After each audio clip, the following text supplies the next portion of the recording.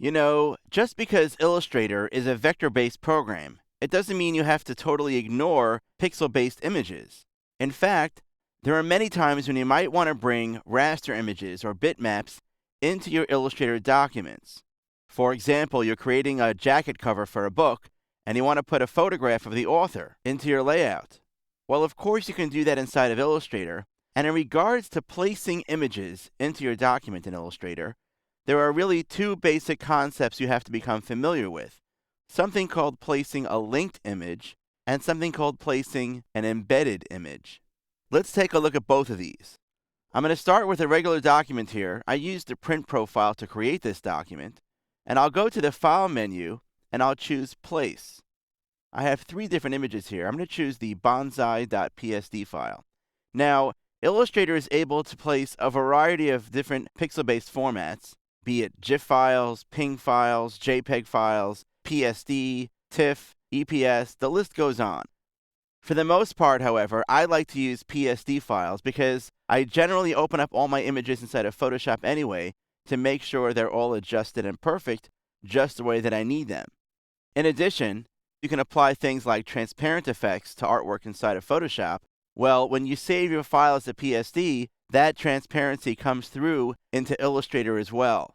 So if you are working with images and you have both Illustrator and Photoshop, I find it always best to use PSD files. Notice here on the bottom, there's a checkbox that says Link. This currently means that when I place this image into Illustrator, it's going to become a linked image. That means that the PSD file itself remains outside of my Illustrator file, and my Illustrator document simply references that image. However, each time that I now open up my Illustrator file, I'm going to need to know where that PSD file is, and I'm going to have access to it as well. Otherwise, Illustrator will throw up a dialog box asking me where the PSD image is. After all, Illustrator has no way to display it or print it unless it has that external file. If I were to uncheck this option, Illustrator would now embed that PSD file into my document, meaning Illustrator will actually copy that entire file and include it as part of my Illustrator file. That means that now I could take my Illustrator file and send it off to somebody else, and they can open that file without needing this separate PSD file. The image itself becomes part of the Illustrator document. Of course, in doing so, my Illustrator file will grow in size because now it has that image inside of it. As we learn more about working with images inside of Illustrator, there are other pros and cons for when you might want to use linked images or embedded images. But the one thing that I want to leave you with right here is that this checkbox is sticky, meaning whatever setting that you use, that setting will be available the next time you place an image.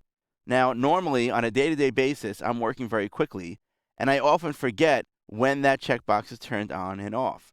So what I like to do is to leave this checkbox on, even if I know I'm going to be embedding the image later, because as we'll see, once I'm inside my document, I'll be able to select any image and tell Illustrator to embed that image later on in the process. So I'm always safe by just leaving this link box always turned on. Great. Now I'm going to come over here to the Place button, click on it, and my image now appears inside of my Illustrator document. Now, what can you do with an image once it's inside of Illustrator? Can I change it? For example, change some of its pixels? Change the color of the sky? The answer is no. It basically is one image here, or one object inside of Illustrator, and I can perform any kind of transformation on it, meaning I can adjust its position, I can apply rotation, scaling, or even reflecting or skewing, but I can't change any of the pixels in the image itself. I can even apply opacity values, for example, to make the image somewhat transparent, but for the most part, it's me taking an image and just placing it directly onto my page here inside of Illustrator and treating it as a single object. Now, I mentioned before this difference between linked images and embedded images. Well, if you take a look over here, there's actually a button here called Embed. Whenever I have an image selected, Illustrator does display some options for that image, and we'll learn more about these settings as we continue on in this chapter, but this would really be the way to embed an image here inside of Illustrator. If you're not sure whether or not your image is linked or embedded, you can very easily come over here and see that right now this image is a linked file. If it were embedded, I could see now that Illustrator identifies it as so as well. One of the real benefits of embedding images inside of Illustrator is that you can include them inside of a symbol. We'll talk about symbols later on in this training title. But for now, we have a great understanding of how we can incorporate images or pixel-based content into our Illustrator documents.